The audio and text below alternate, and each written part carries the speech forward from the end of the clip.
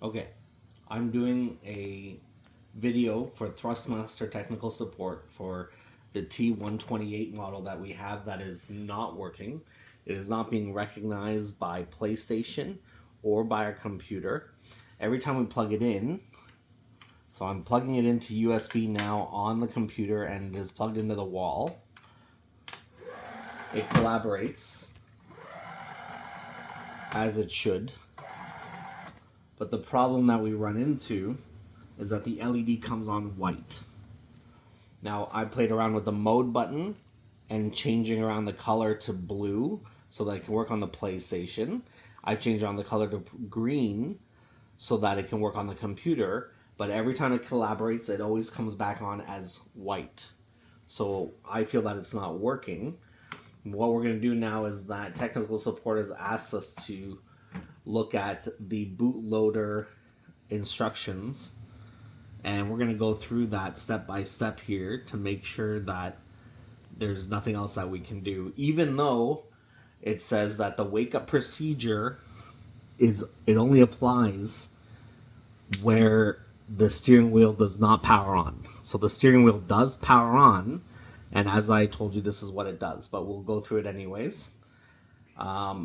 So we have installed the PC driver's force feedback driver on the computer, and we've restarted the computer already, so that's good. So we're going to disconnect the steering wheel from the computer as it requests here. We're going to start up the racing wheel in boot mode. So we've disconnected the USB. We're going to press and hold the settings button, and we're going to plug the USB into the computer. And once that's connected, it says we can release the settings button, so that's fine. Nothing happens, which is indicated that this is normal. So we're going to open now the control panel. So if we open the control panel, it's not listed. So that in itself is fine, I guess. And then we're going to launch the firmware updating app. So I'm going to pull that up right now.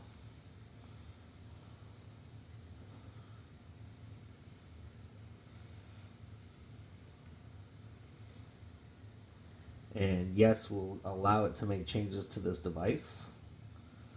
And there it is there. Unfortunately, though, nothing populates. There's no recognition by the computer at all. And we'll go back to the instructions here.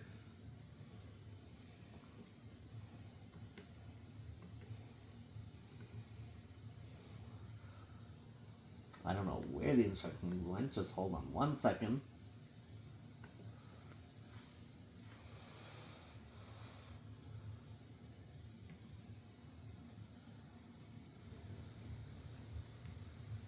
Okay. So in the instructions here, once we get to this point, it's supposed to show the information in this program to update the firmware, but there's no information when we went in there. So it says if nothing is displayed in the device or the firmware sections, repeat the entire procedure from the beginning, but this time connect the USB connector to another USB port on the computer. Okay, so I'm going to go back and do that. I'm removing the USB from this USB port. And there's another USB port here that I'm going to try next to it. So I'm going to hold settings. I'm plugging in the USB to the other USB port. And I'm releasing that button. I'm going to launch the programs again.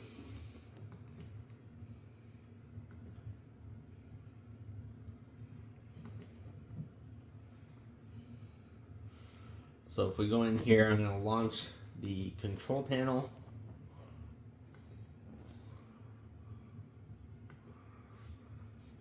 There's no recognition. I'm going to launch the firmware update app.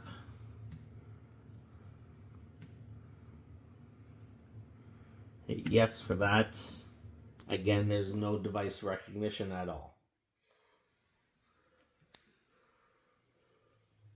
So going back into the bootloader instructions,